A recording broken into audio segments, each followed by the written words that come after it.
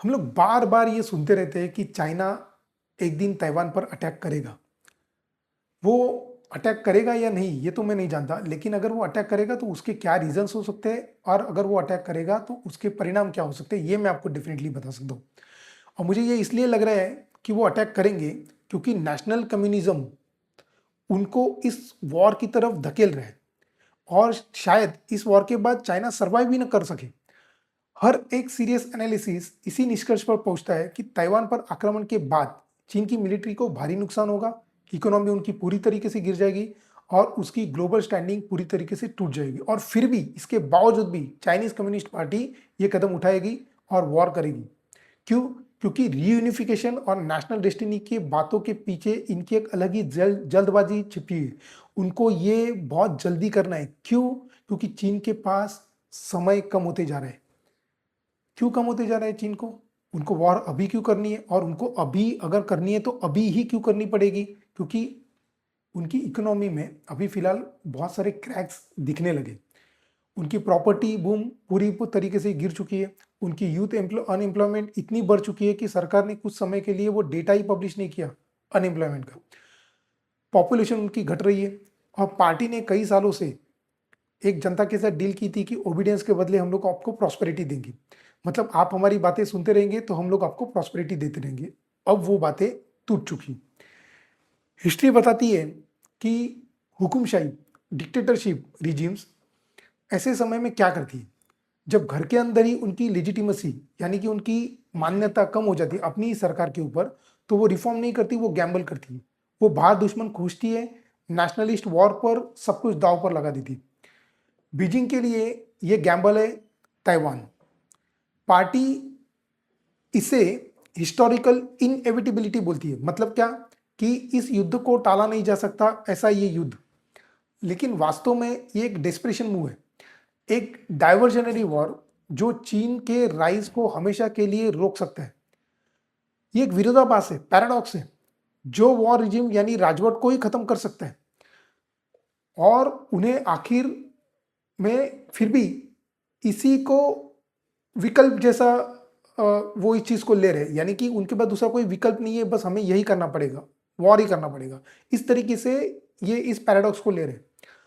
Taiwan straight मतलब उनकी जो समुद्र धुनी है, मतलब वो जो समुद्र के आसपास उनका 160 किलोमीटर का खुला पानी है।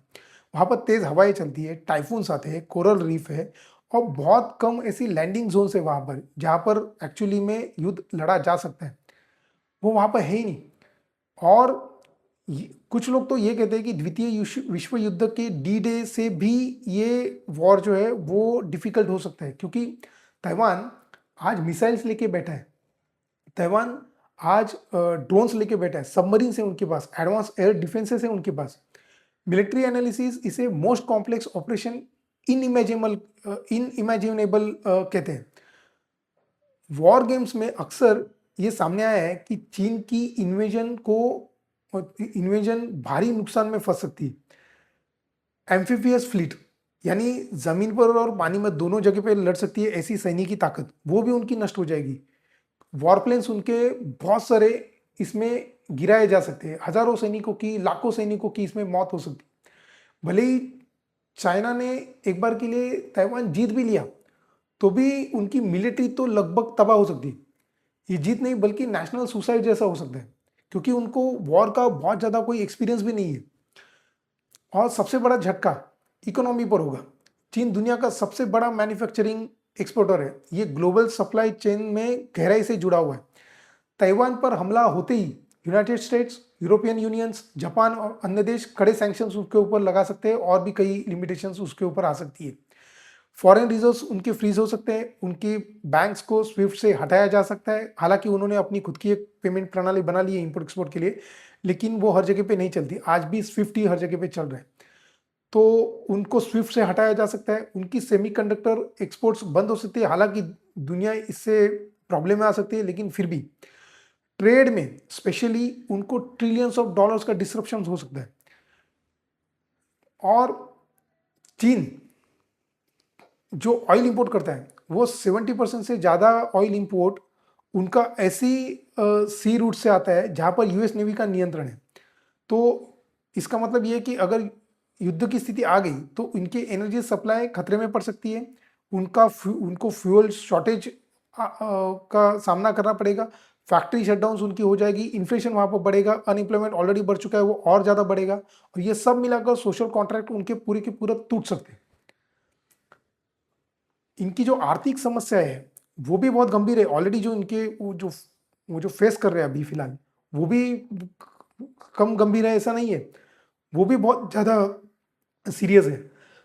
प्रॉपर्टी सेक्टर में एवन ग्रेड जो वहां की सबसे बड़ी कंपनी है, जायंट है मतलब आप समझ लीजिए, वो ऑलरेडी डिफॉल्ट कर चुकी है। कई परिवारों की, कई फैमिलीज की सेविंग उसके अंदर फंस चुकी है। लोकल गवर्नमेंट पर भारी कर्ज है, यूथ अनएम्प्लॉयमेंट रिकॉर्ड स्तर पर है, पॉपुलेशन का डिक्लाइन शुरू हो चुके हैं, और शी जिनपिंग ने great rejuvenation of the Chinese nation का विजन आगे बढ़ाया है। मतलब ये पहले चीन का ही था और अभी ये हमारा ही है। इस नैरेटिव के लिए ताइवान का चीन के पास होना बहुत ज़रूरी है। बस वो वही कर रहे हैं। 1895 में एक्चुअली जब फर्स्ट सिनो जापानीज वॉर हुआ था तो ताइवान जापान को मिला था, लेकिन 1949 में चाइनीज सिविल वॉर के बाद रिपब्लिक ऑफ चाइना सरकार ताइवान में कायम रही। तो कम्युनिस्ट पार्टी को ऐसे लगता है कि उस टाइम वो थी ना, तो वो बात अभी अधूरी रह गई है, उसी को हम लोगों को पूरा करना है, और अभी भी हम लोग वहां पर चाइनीज सरकार लेके आना चाहते हैं। लेकिन इसमें एक बात इनको समझने की जरूरत है, अगर उन्होंने ताइवान ले भी लिया तो भी उनको क्या वहां पर लिजिटिमेसी मिलेगी? वहां के लोग उस चीज को मान्यता देंगे चाइनीज गवर्नमेंट को? शायद नहीं, क्योंकि आज ताइवान के अधिकांश लोग खुद को ताइवानीज मानते हैं, चाइनीज नहीं। वो एक थ्राइविंग डेमोक्रेसी है, वो कोई डिक्टेटरशिप नहीं है, वो कोई हुकुमशाही नहीं है। तो ये जो ऑथोरिटेरियन मॉडल है उसको इनकी डेमोक्रेसी सीधा सीधा चुनौती दे रही है। तो बीजिंग के पास से समय निकलती जा रहा है। अगर उनको वॉर करना है तो वो अभी करना चाहिए, या तो कभी वो कर नहीं पाएंगे, क्योंकि अगर और 20 साल बीत गए तो शायद ताइवान उनसे हमेशा के लिए टूट जाएगा और पूरी दुनिया इस चीज़ को अलग ही रूप से देखेगी और ताइवान को अलग ही कंट्री समझेगी। हिस्ट्री के उदाहरण में जब भी जो रिजिम्स, जो भी राजवटें होती है, वो जब नीचे नीचे आने लगती है तो डेस्परेशन में वो वॉर चुनती है। मैं आपको कुछ उदाहरण बताता हूँ।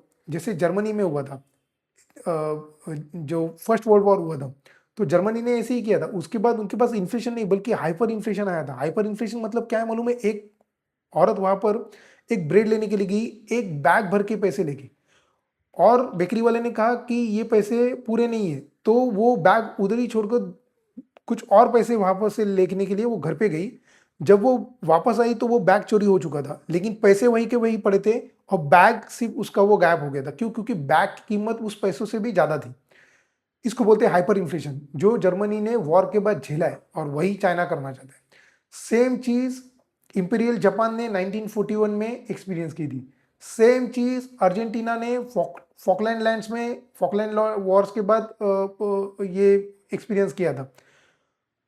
तो ये नेशनल यूनिटी के लिए वॉर शुरू किए गए, लेकिन बाद में पता चला कि वो उन्हीं को खत्म कर रहे थे। मतलब जर्मनी ने वॉर चालू किया, जर्मनी को ही खत्म करके चले गया। अर्जेंटीना ने वॉर चालू किया, अर्जेंटीना को भी खत्म करके चले गया। जापान ने वॉर में भाग लिया, उसके बाद जापान ही खत्म का मतलब खत्म होने पे उसमें आ गया था। उनकी इकोनॉमी पूरी पूरी तरीके से नष्ट हो गई थी। आज इकोनॉमी स्टॉल हो रही है चाइना की, डेमोग्राफिक्स उनके काफ़ी कमज़ोर हो चुके हैं ऑलरेडी। मिडिल क्लास वहाँ का पूरी तरीके से असंतुष्ट है। अलायंस उसके खिलाफ मजबूत हो रहे हैं, जो भी यूएस बोलो या इंडिया बोलो या यूरोपियन कंट्रीज बोलो। ऐसे में अभी नहीं तो कभी नहीं की मानसिकता शायद हो सकता है कि बढ़ सकती है, और अगर वॉर हो सकती है तो वो अभी हो सकती है। अगर इन्वेंशन होती भी है तो इसका असर सिर्फ ताइवान और चीन तक सीमित नहीं रहेगा, ये पूरा ग्लोबल ट्रेड, पूरा फाइनेंशियल मार्केट और पूरा रीजनल स्टेबिलिटी प्रभावित कर देंगे। भले ही मिलिट्री से चाइना को ताइवान मिल भी जाएगा, लेकिन इसका ऑक्यूपेशन तो लंबा चलेगा, इसका रेजिस्टेंस तो बढ़ेगा, और इंटरनेशनल आइसोलेशन भी बहुत गहरा होगा, क्योंकि ये चीन को बिल्कुल आइसोलेट कर देंगे पूरी दुनिया। तो सबसे बड़ा सवाल तो लेजिटिमेसी का है, क्योंकि कम्युनिस्ट पार्टी ने अगर प्रॉस्पेरिटी पर अपनी लेजिटिमेसी बनाई है, तो अभी तो फिलहाल प्रॉस्पेरिटी चाइना में खत्म हो चुकी है, वहां पर दिख नहीं रही है, और उसके बाद बावजूद उन्होंने अगर वॉर छेड़ा तो कैजुअलिटीज भी बढ़ेगी, मतलब काफी सारे लोग इसमें मर भी सकते हैं, और भी लोगों को और भी कठिनाई झेलनी पड़ेगी। तो लोग तो सवाल करेंगे चाइना के कि क्या ये सब वर्थ था। तो मेरे अनुसार मुझे ऐसे लगता है कि ये वॉर एक्चुअली इनएविटेबल नहीं है, लेकिन रिस्क जो है वो बहुत वास्तविक है। ऑथोरिटेरियन रिजीम में एक ऐसा होता है, फियर फैक्टर जो होता है वो बड़ी अच्छी तरीके से काम कर जाता है, क्योंकि वो आप समझ लीजिए कि अक्सर जो गलत फैसले लिए जाते हैं वो एक डर के माहौल में ही लिए जाते हैं। कभी कभी देश भी काफ़ी डर के कारण खराब निर्णय ले लेते, और उससे बड़ी बाद में प्रॉब्लम होती। चाइना के पास अभी भी एक ऑफ रैम्प तो है, एक डिप्लोमेसी वो कर सकते हैं, या इकोनॉमिक रिफॉर्म वो कर सकते हैं, या तो ग्रेजुअल एंगेजमेंट से वो कंट्री की इकोनॉमी बढ़ा सकते हैं। लेकिन अगर नेशनलिज्म और लीगेसी पॉलिटिक्स ही हावी हो जाए तो फिर फैसले खतरनाक हो सकते हैं। अब सवाल ये है कि बीजिंग शांत रहेगा या हिस्ट्री खुद को फिर से दोहराएगी।